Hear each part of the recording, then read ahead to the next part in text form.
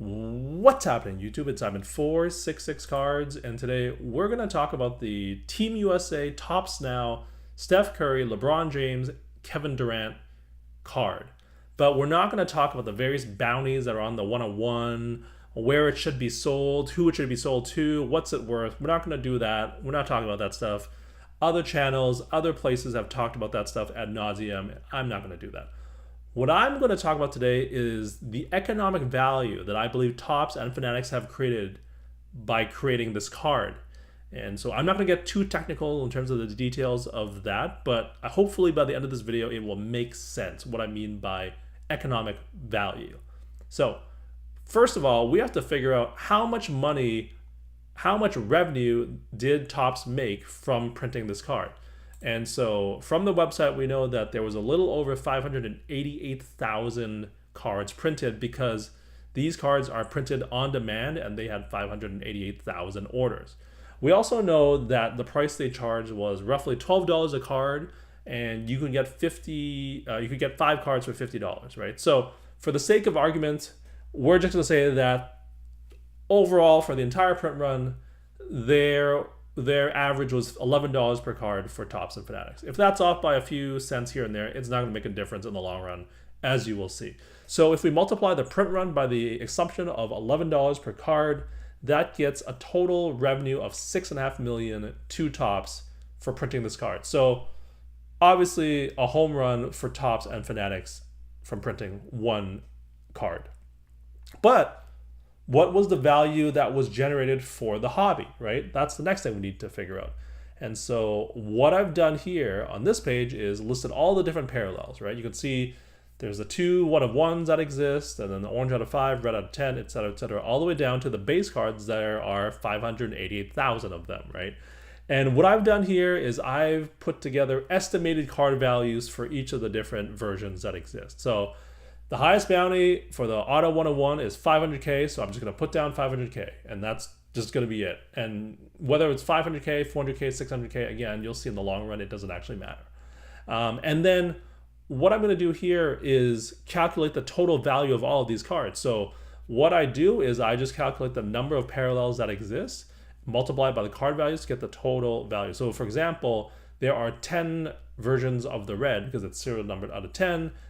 The card is worth $6,000 a piece, so $6,000 times 10 cards is $60,000, and that's how you get this column here. I put a notional value of $3 for the base because there's just so many of them, but I do believe that it's worth slightly more than $1 box because people will think it's a cool card many years from now, right? Even though that it is printed to the moon, it'll be worth $1 or $2 or $3. Again, whether it's worth $2.50 or $3 or $2, like, you'll see here when I add up the totals here, it won't really matter because the total value is $2.9 million. If this, base card was $2 instead of $3 or $2.50 instead of $3, like it's going to be, $1.5 million. It doesn't really affect this number that much, right? And again, if this top number here, if the Auto 101 was with 500K, 600K, 400K, whether that changes the total to 3.1 million, 2.7 million, it's in the same ballpark. It doesn't actually matter because if you compare the two numbers, they're not remotely close. One is roughly half the value of the other. People have paid over $6 million to Topps and Fanatics, and their value in terms of what they got in return is worth roughly half of that, $2.9 million. Now, one thing I should say is if you get this type of return from ripping wax or entering into a break right now, like roughly 50%, this is way better than what you're getting there. Like from ripping and entering into breaks, I think it's closer to like 20% based off of some of the other analysis and videos that I've done before. So this is already a win in terms of like your ROI. You're losing less money, but it is money that's lost, right? Like you're putting in, us as a hobby, we're putting in $6.5 million. We're only getting $3 million back. So that's a net negative, right? Like that's pretty straightforward and obvious. And that's when I say, not so fast. Not so fast. It is true that 3.6 million roughly is lost to Topps, but that's not necessarily the same thing as economic value or economic utility. I'm just gonna go with economic value because that's something that sounds it's a little bit easier to understand. And so I'm going to bring it back to this table here and how this is essentially a lottery. That's what this Topps Now card is. You have one life-changing amount at the top there with the auto 101. There's also the gold 101, which I'm going to call a one life-settling amount. So it's not going to change your life completely, but it'll settle a bunch of stuff for you, right? You're not going to move into a mansion, but you might be able to pay off some bills, some debt that you have or whatever, right? And so that's what I mean by a life settling amount as opposed to just changing your life amount. And then further down the list, there's a few smaller winners, and then at the very bottom, there are 587,000 very small losers because they didn't get anything but the base card, right? And they got a card that's worth $3, and they paid $12 a card. So that distribution there with one big winner, one medium-sized winner, a few smaller winners, and then a bunch of losers is the exact same distribution as a lottery, right? And so I want you to keep this lottery idea in mind because that is what we're going to talk about from an economics perspective for the rest of this video. There are problems with lotteries in society and the impact that they have on society. And I do want to talk about those things.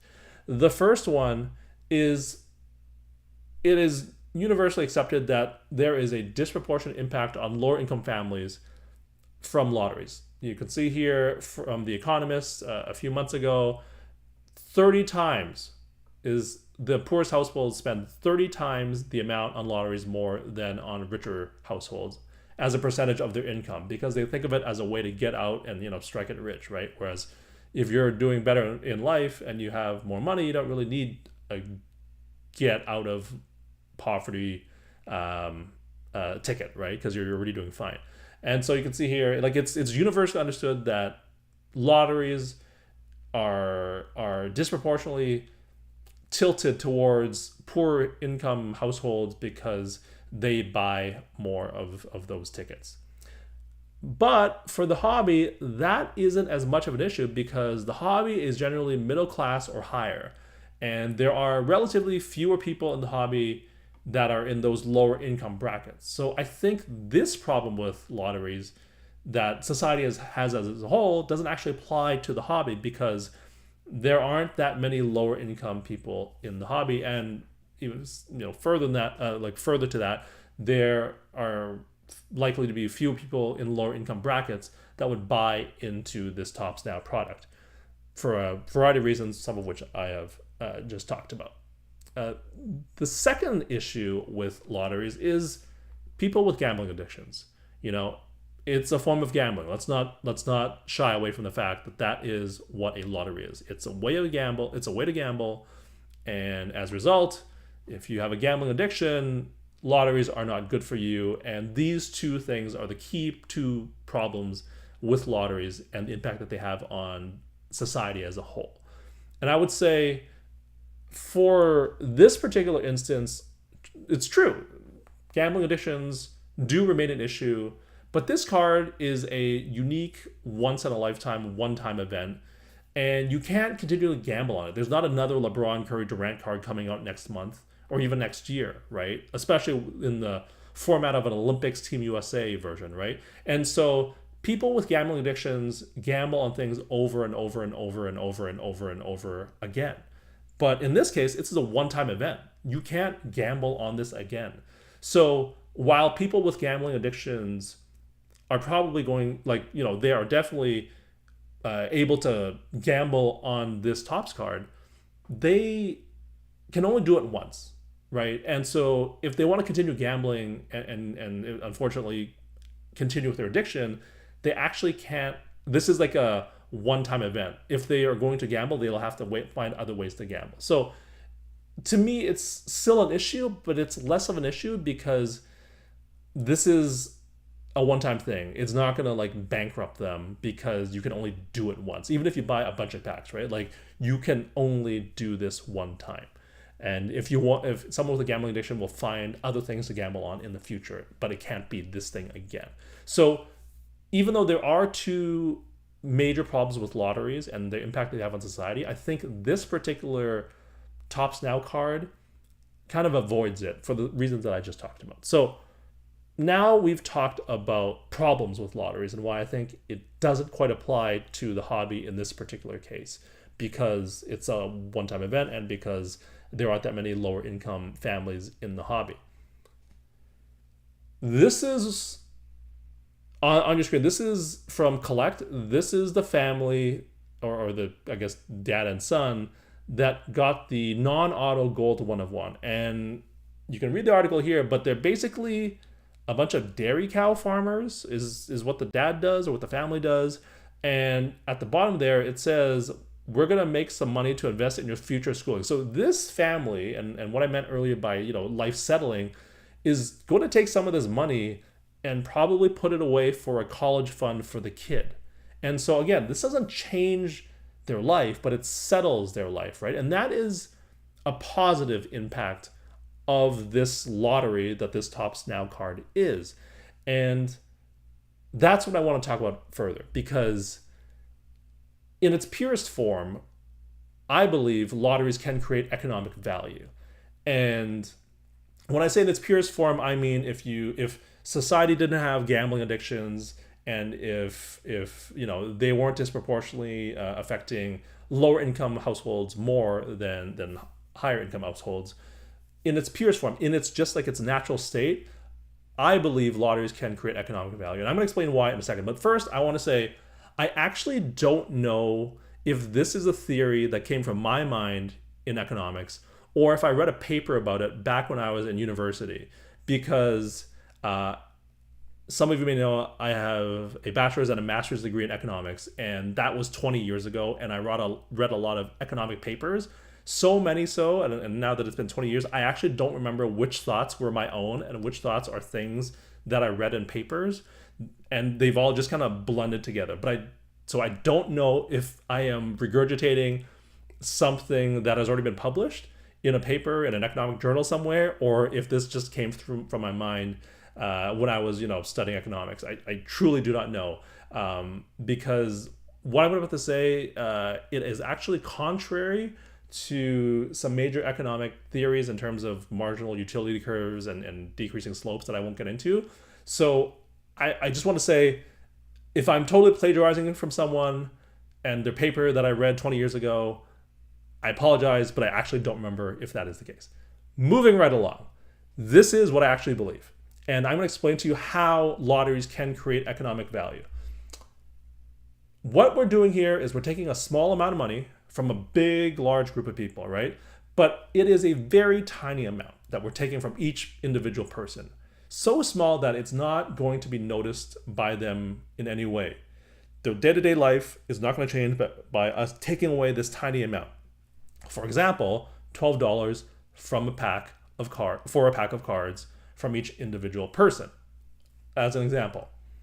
And then what we're going to do is we're going to pool all these $12 amounts together, or $10 amounts, or whatever you want to call it.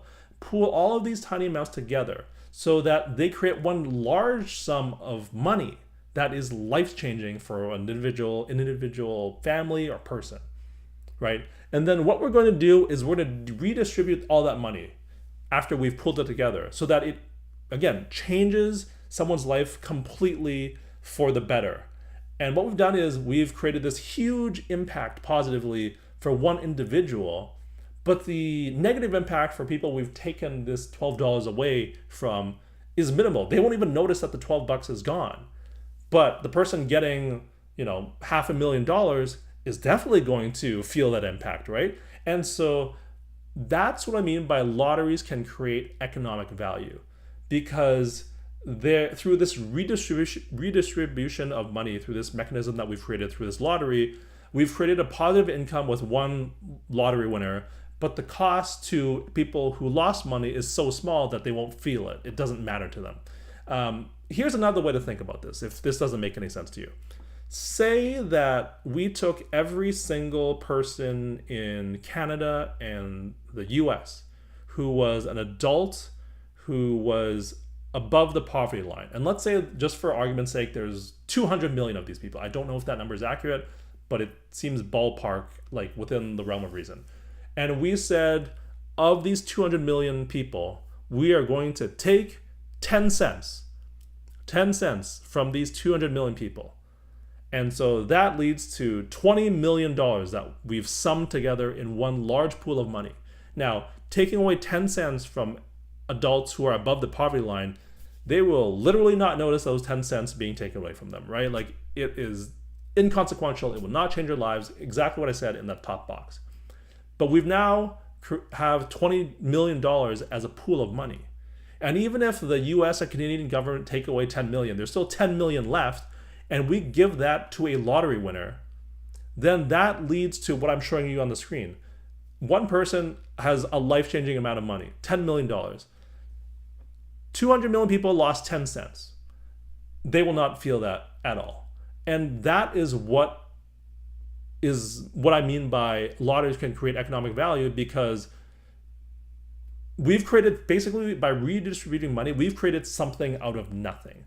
And that is what I believe this Topps Now product has done as a one-time event, where we've created a lottery winner and just made 500,000 people or 500,000 packs lose a little bit of money, like 10 bucks basically.